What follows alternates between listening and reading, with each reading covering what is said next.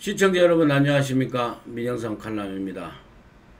1월 23일 추미애 법무부 장관의 검찰 2차 인사, 이 또한 학살 인사, 대학살, 1월 8일 대학살 인사에 의해서 2차 중간 간부에 대한 인사도 대학살이다 라고 하는 데는 이론의 여지가 없는 것 같습니다. 문제는 그 이유가 어떻게 되느냐 라는 전망이 어떻게 될까 하는 부분에 오히려 여러분들의 관심이 있으시지 않을까 하는 생각이 듭니다. 그래서 오늘은 대학살의 내용과 과연 윤석열 검찰이 이후로 어떻게 대처하고 어떻게 갈 것인가라는 그런 어떤 그 전망이라고 할까요? 그런 전망 분석에 대해서 잠깐 말씀을 드리고자 합니다.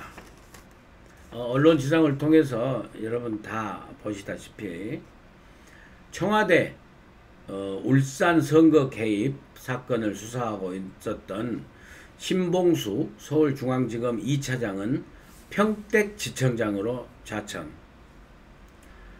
그리고 조국 및 조국 가족 비리를 수사해서 조국 정경심 다 기소시키고 했던 송경호 서울중앙지검 3차장은 여주지청장으로 그렇게 갔습니다. 그리고 유재수 비리 감찰 무마 의혹 사건을 수사하고 조국을 불구속했던 홍승욱 동부지검 차장 검사는 천안지청장으로 발령이 났습니다. 그리고 우리들 병원과 또 그외 여러가지 그 권력층의 의혹이 있는 사건들을 수사하고 있는 신자용 서울중앙지검 1차장은 부산 동부지청장, 그리고 한성리 서울중앙지검 4차장은 대구 서부지청장으로. 참 기가 막힙니다. 기가 막힙니다. 그 외에도 이제 평검사와 부장에서 한 500~600명 승진 전보 이동 발령이 있었습니다. 여러분 정말 치가 떨립니다. 치가 떨려. 야, 추미애가 아무리 박영선과 함께 서울시장 차기 민주당 공천을 놓고 경쟁을 한다고 하더라도 이렇게 달통에 지시에 입각한 이런 망나니 이 칼춤을 이렇게까지 칠 수가 있는가. 아마 대한민국 정부 수립 이후에 70년 역사에서 이 검찰 이 공무원 역사에서 서울중앙지검 1, 2, 3, 4차장이 한꺼번에 이렇게 좌천 전보 발령된 사례는 한 번도 없었던 것으로 저는 생각합니다. 이 검사들은요, 먼저 이게 잘못된 게 수사의 연속선상입니다. 지금 이 검사들은, 이 차장 검사들은 실질적으로 수사를 주도하고 있는데, 청와대 울산시장 선거 개입 의혹은 지금도 수사가 진행 중입니다. 그리고 유재수 감찰 무마 의혹 사건도 사실은 백원우를 지금 기소 여부가 지금 나이도 지금 동부지검장에 깔아뭉개고 있고 지금 남아있는 상태고 마무리 거의 됐다고는 하더라도 더 수사를 하려면 얼마든지 할 수 있는 여지가 있는 사건입니다. 왜냐하면은 유재수 감찰 무마를 중단시키는 청탁을 백원우한테 한 사람이 벌써 윤건영이고, 실세 중에 실세. 윤건영하고 김경수는 과거 노무현 대통령 때 좌희정 우강재 하듯이 좌건영 우경수 아닙니까? 오른발 왼발 이 김경수하고 윤건영이가 유재수 감찰 무마를 갖다 중단시키도록 청탁을 했단 말이에요. 그것을 백원우가 민정비서관으로 지 업무도 아니에요. 이 업무는요, 공무원 고위공직자 감찰 업무는 박영철 반부패 비서관 업무예요. 그러니까 박영철 반부패 비서관한테 지가 직접 얘기를 청탁을 못하니까 지급해인 친문그룹의 앞제비 행동대장인 백원우한테 옆에 민정비서관실에다가 부탁을 해서 민정비서관 백원우가 박영철한테 부탁한 거 아닙니까? 그러면 사실은 백원우는 공범입니다. 조국 민정수석하고. 예? 공범이고 실질적으로 백원우한테 부탁하고 조국한테 윤건영이하고 저 김경수가 조국한테 직접 부탁했는지 아닌지 사실은 더 수사하고 또 백원우한테 수사한 건 이미 드러났으니까. 그리고 또 청경덕 있지 않습니까? 청경덕이 청와대 지금 총무수석실에 총무 그 비서관실에 돈 회계 담당 문재인 대통령 돈통 책임자 2012년 대선 때부터 이 청경덕이는 이인걸 특감반장한테 또 유재수 감찰무마 중단을 부탁을 했지 않습니까? 동부지검이 조사하는데 지금 동부지검장 바꾸고 동부지검 차장까지 바꿔가지고 그리고 조국 비리는 갖다가 다 그렇게 해서 구속시키고 불구속하고 다 기소까지 했는데 정권 수사 지그들 수사했다고 지그들 팬 조국이 조국 가족 수사했다고 눈밖에 나니까 이거 보복성으로 갖다가 자천시킨 거 아닙니까? 오히려 상장을 줘야죠. 살아있는 권력 조국이를 갖다가 저렇게 했으니까 송경호 3차장 같은 경우는 수사 능력도 아주 뛰어나고 오히려 검사장으로 승진시켜서 그렇게 해야 될 거 아닙니까? 진짜로 비분관계하고 어떻게 이런 일을 갖다가 문재인하고 추미애가 이렇게 앞제비 김호수 법무차관하고 이성윤 중앙지검장하고 법무부 검찰국장 앞장 세워가 이렇게까지 할 수 있냔 말입니다. 이런데 오직 했으면은 지금 이제 윤석열 손발 자르기 떠나서 이제 몸통까지 다 날리려고 지금 하니까 윤석열 검찰 대검의 간부들은 원래 검찰총장 핵심들 통하는 부하들 아닙니까? 그래서 매일 아침 주요 간부회의 하지 않습니까? 반부패 강력부장, 기획조정부장에서 검사장들, 이 부장들, 대검 부장들하고 윤석열 부장이 워낙 다 문재인 앞제비들 검사들이니까 이 회의를 그냥 일주일에 한번 그냥 밥이나 차나 마시는 걸로 바꾸고 혼자 만들었지 않습니까? 혼자 이렇게 보고받도록 조그맣게 만들었다는 거 아닙니까? 대형 원탁 테이블, 원형 테이블 없애고 일테면 거기 놔두고 따로 만들었다는 거 아닙니까? 이렇게 윤석열 총장이 버티고 있고 그리고 보십시오. 그렇게 당장 가니까 그 반부패 심재철 반부패 강력부장은 조국이 무혐의 처리하자고 해가지고 그 윤석조 검사하고 양석조 검사 참 자천됐구만. 어디로 자천됐어. 대전 고검 검사로 자천돼 버렸더만요. 일테면은 그랬는데 이렇게 가는데 윤석열 총장이 정말 안쓰럽지만은 윤석열 총장이 너희들 생각대로 그냥 물러나지를 않을 거야. 않고 있습니다, 사실. 그래서 윤석열 심재철 그 부장이 또 이성윤 중앙지검장이랑 다 내통해가지고 최강욱이 있죠. 조국 그 자녀 인턴 그 허위 인턴 증명서 발급하도록 도와준 게서 그 공범 업무방해 공범을 해가지고 최강욱이를 기소하려는데 최강욱이를 또 기소 못하게 해가지고 윤석열 총장이 직접 나섰습니다. 아, 윤석열 총장 그냥 죽지 않을 것, 정말 그냥 죽지 않을 것 같아요. 기어이 직접 지시해가지고 이렇게 이 검사장 인사하고 차장검사 인사해서 다 잘라내가지고 윤석열을 갖다 꽁꽁 묶어도 윤석열은 굴하지 않고 최강욱이 직접 수사해가지고 지시해가지고 기소하라.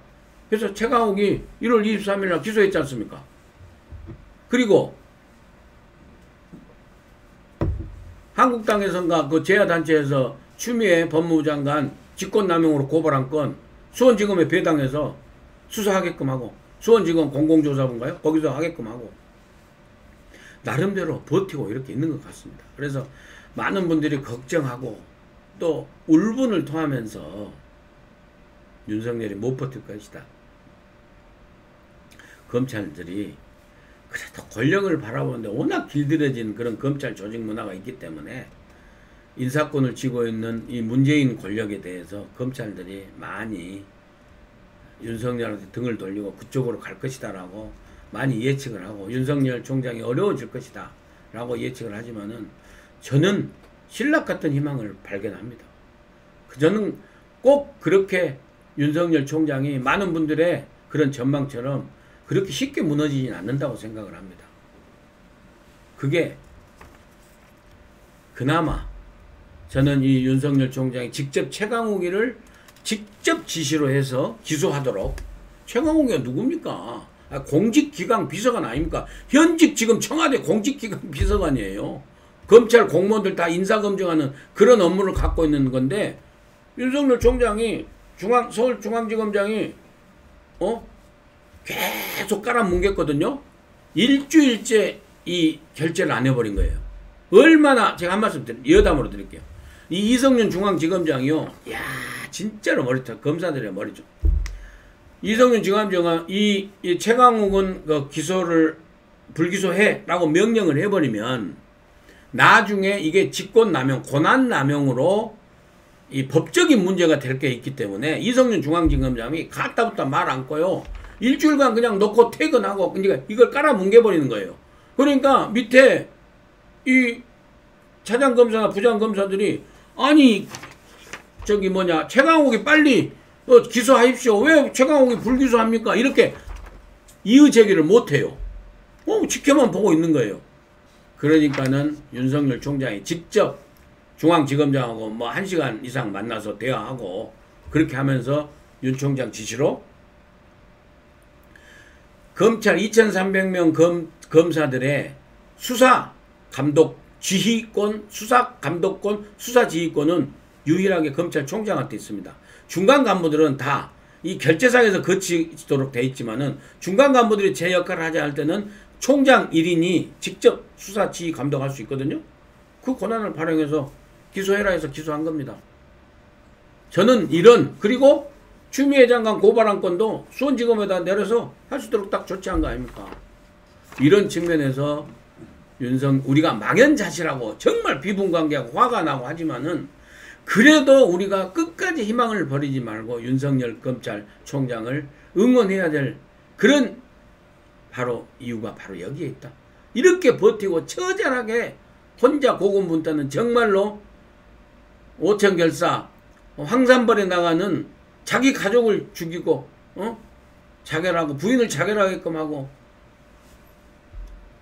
해를 단신 황산벌 전투에 나간 계백장군처럼 이 윤석열 총장이 눈물겨운 지금 업무를 수행하고 있다.